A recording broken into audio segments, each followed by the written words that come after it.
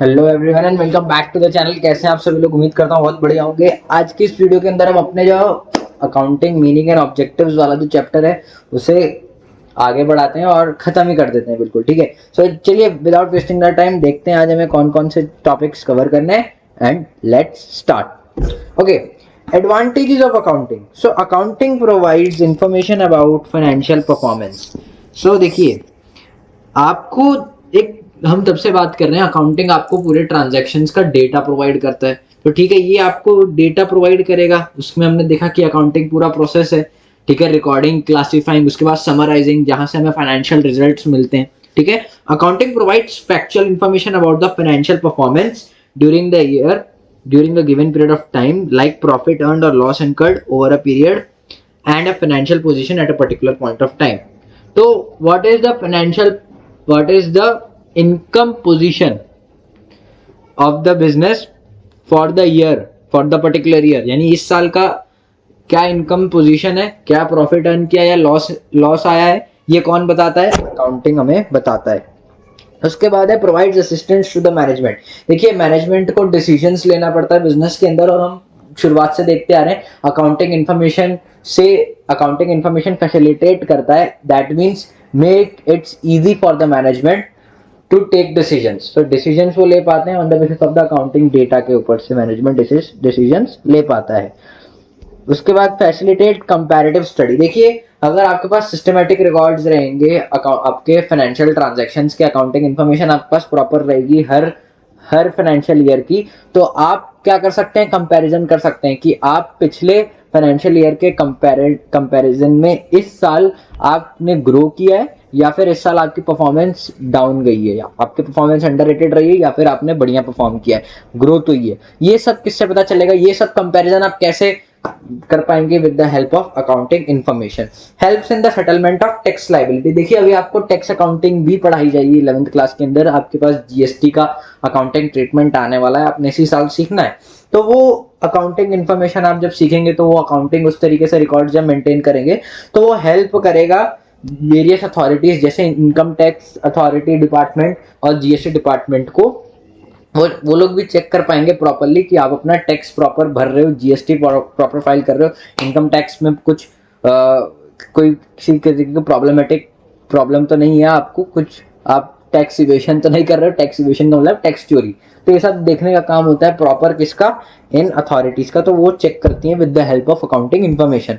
Helpful in raising loan. आप कभी भी किसी भी लेंडर के पास जाएंगे तो वो with the help of your accounting information वो देख लेगा कि भाई इस पर्टिकुलर कंपनी की क्या फाइनेंशियल पोजीशन है। इन आपका पोजीशन स्टेटमेंट देखेगा, बैलेंस शीट देखेगा, एसेट्स कितने, लायबिलिटी कितनी है। ठीक है, उसके हिसाब से फिर आपको फर्दर लोन ग्रांट किया जाएगा। Banks and financial institutions grant a loan to the firm on the basis of the appraisal of the financial statement of the firm. Helpful in decision making, provides useful information to the management for decision making. ये तो हम जानते ही हैं। Next आता है limitation of accounting. Accounting की भी अब कुछ लिमिटेशन है। देखिए, हर चीज के कुछ एडवांटेजेस भी हैं तो डिसएडवांटेजेस भी हैं। तो सबसे पहले it is not precise. Accounting is not completely free from personal bias और जजमेंट। तो देखिए, अकाउंटिंग के अंदर पर्सनल बायस और जजमेंट बहुत देखने को मिल जाते हैं। पर्सनल बायस यानी हम किसी एक चीज को बहुत ज्यादा फेवर कर लेते हैं, जैसे कि हम अकाउंटिंग के अंदर जितने भी लॉसेज होते हैं हमारे, उसको एंटिसिपेट करते हैं। यानी कि जितने भी लॉसेज होते हैं उनको हम लोग पहले से ही एज्यूम कर लेते हैं कि भाई हाँ, ये पॉसिबिलिटीज हो सकती है लॉस करने की। हम इनकम को यहाँ पे कंसिडर नहीं करते, बट हम लोग लॉस को पहले से एंटिसिपेट कर लेते हैं, लॉस को पहले से एज्यूम कर लेते हैं। तो उस हिसाब से हमको precise is accounting is not precise and not completely free from personal bias और judgement. Accounting is done on historic value of asset. ये बहुत इंपॉर्टेंट है। देखिए, अभी आप लोग को प्रिंसिपल पढ़ाया जाएगा हिस्टोरिकल कॉस्ट वाला, कॉस्ट प्रिंसिपल अकाउंटिंग का, आगे अभी आने वाले चैप्टर के अंदर। तो उसमें आपको बताया जाएगा कि देखिए, जितने भी हम लोग एसेट्स होते हैं बिजनेस के अंदर, वो अकाउंटिंग में रिकॉर्ड करते हैं उनकी कॉस्ट पर। जैसे कि at the time of acquire जो कॉस्ट थी उस पर्टिकुलर एसेट की, उस पे हम लोग रिकॉर्डिंग करते हैं। ठीक है, ठीक है। तो क्या लिखा है? देखिए, accounting records assets at the historical cost less depreciation, it does not reflect the current market value. तो हम ऐसा एज्यूम करते हैं जस्ट बिकॉज ऑफ एक और प्रिंसिपल है दैट इज गोइंग कंसर्न। ठीक है, उसके अकॉर्डिंग हम लोग एज्यूम करते हैं कि हमारा बिजनेस जो है लॉन्ग पीरियड ऑफ टाइम तक चलने वाला है, हम लोग ऑपरेशंस शट डाउन नहीं करेंगे, ठीक है, जल्दी। तो उसको ध्यान में रखते हुए हम लोग अपनी एसेट्स की वही वैल्यू अपने बैलेंस शीट में दिखाते हैं जो कि at the time of acquire पर थी। एसेट्स की देखिए वैल्यू, जैसे लैंड है, लैंड आपने एक्वायर किया होगा 2 लाख रुपीज का, आज उसकी मार्केट वैल्यू 20 लाख रुपीज है, पर आप वो नहीं दिखा सकते अकाउंटिंग के अंदर। क्यों? Just because of historical cost principle, ठीक है। और इसके पीछे ये भी मानना रहता है कि जब बिजनेस में आपने उसको रियलाइज करना, दैट इज जब आप उसको सेल करेंगे एट द टाइम ऑफ, उसके ऊपर से जो प्रॉफिट होगा वो आप रिकॉर्ड कर सकते हैं, पर तब तक के लिए आप मार्केट वैल्यू ऑफ एसेट्स की रिकॉर्ड नहीं कर सकते। That is it is done on the historic value of assets. तो उसकी वजह से देखिए मार्केट वैल्यू पे किसी एसेट को अगर हम लोग रिकॉर्ड नहीं करते तो हमको ट्रू पोजीशन कैसे पता चल पाएगी, फेयर पोजीशन, अपनी फाइनेंशियल पोजीशन कैसे पता चल पाएगी? नहीं चल पाएगी, क्योंकि हम लोग तो उस टाइम पे 2 लाख रुपीज पे दिखा रहे हैं, जबकि आज की उसकी 20 लाख रुपीज वैल्यू है। तो ये बहुत डिफरेंट, ये एक लिमिटेशन है अकाउंटिंग का। Accounting ignores the effect of price level changes. अभी जैसे ऊपर वाली बात हुई, accounting statement are prepared at historical cost, so changes in the value of money are ignored. Historical cost पे एसेट्स की रिकॉर्डिंग होती है, यहाँ पे जिस कॉस्ट पे हमने एक्वायर किया वही कॉस्ट हम लोग बैलेंस शीट में दिखाते हैं। इससे हमारी प्रेजेंट करंट, जो हमारी करंट फाइनेंशियल पोजीशन है वो ट्रूली डिपिक्ट नहीं हो पाती, ट्रूली प्रेजेंट नहीं हो पाती है। Accounting ignores the qualitative information. देखिए एम्प्लॉइज जो है मोस्ट वैल्यूएबल एसेट्स होते हैं कंपनी के अंदर, क्योंकि वही अल्टीमेटली सारा ऑपरेशंस कर रहे होते हैं। तो अगर आपका कोई एफिशिएंट एम्प्लॉय, यानी कि बहुत ही एफिशिएंट एम्प्लॉय का मतलब है बहुत इफेक्टिव, यानी कि बहुत स्किलफुल एम्प्लॉय अगर आपके कंपनी से चला जाता है तो उसका इफेक्ट आपको कहीं ना कहीं देखने को मिलेगा, बट उसको आप अकाउंटिंग में उस क्वालिटेटिव कैरेक्टरिस्टिक्स को आप क्वांटिफाई नहीं कर सकती। तो वो एक अकाउंटिंग का लिमिटेशन है। Only accounting records only monetary transaction, it ignores qualitative aspects affected by the window dressing. Now, window dressing means the manipulation in accounting to present more favorable position of a business than actual position. अब यहाँ पे भी कई तरीके की manipulation चलती है accounting के अंदर, ठीक है। कोई पोजीशन आपको बैलेंस शीट में कुछ और दिखाई जाएगी और ट्रूली कुछ और होगी, तो ये भी एक लिमिटेशन है अकाउंटिंग का, ठीक है। उसके बाद आता है क्वालिटेटिव कैरेक्टरिस्टिक्स ऑफ अकाउंटिंग।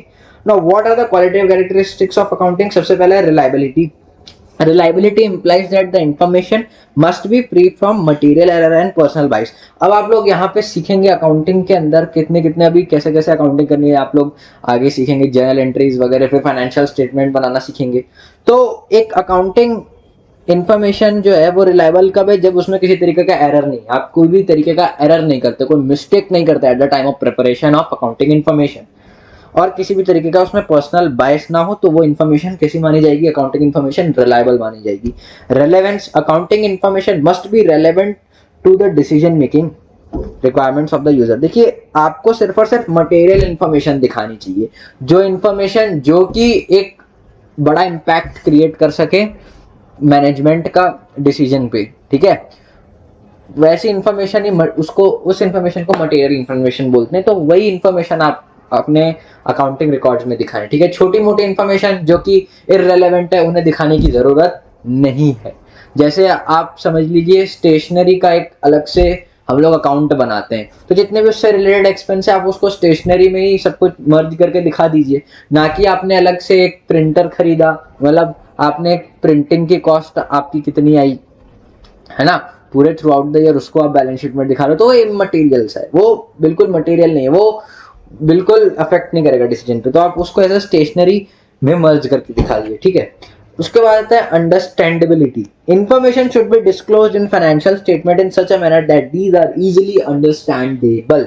इस तरीके से आपको इन्फॉर्मेशन आपको प्रेजेंट करना है कि कोई भी मतलब उसको इजीली अंडरस्टैंड कर सके, ज्यादा कॉम्प्लेक्स नहीं रखना है, इजीली अंडरस्टूड रहे फाइनेंशियल इन्फॉर्मेशन। उसके बेसिस पे जो भी नया पोटेंशियल इन्वेस्टर्स हमारे होंगे जो हमारी कंपनी में इन्वेस्ट करना चाह रहे हैं, तो उस फाइनेंशियल इन्फॉर्मेशन के रिपोर्ट्स के बेसिस पे वो डिसीजन ले पाए कि इन्वेस्ट करना चाहिए या नहीं करना चाहिए।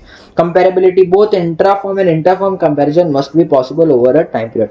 देखिए इंट्रा फॉर्म का मतलब होता है कि पीरियड वाइज कंपैरिजन करना, यानी पिछले साल से इस साल की पोजीशन आपने कंपेयर कर ली।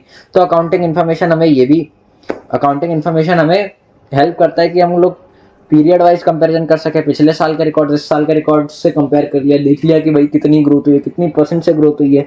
फिर इंटर फॉर्म कंपैरिजन का मतलब होता है दूसरी कंपनीज के साथ कंपैरिजन किया कि भाई उनके कंपैरिजन में हमारा प्रॉफिट कितना ज्यादा है, कितना परसेंटेज ज्यादा है, दैट इज कंपेरेबिलिटी। उसके बाद देखिए आता है बुक कीपिंग एंड अकाउंटिंग के बीच में difference. Now, what is bookkeeping? Bookkeeping involves identifying, measuring, recording, and classifying financial transaction in the ledger accounts.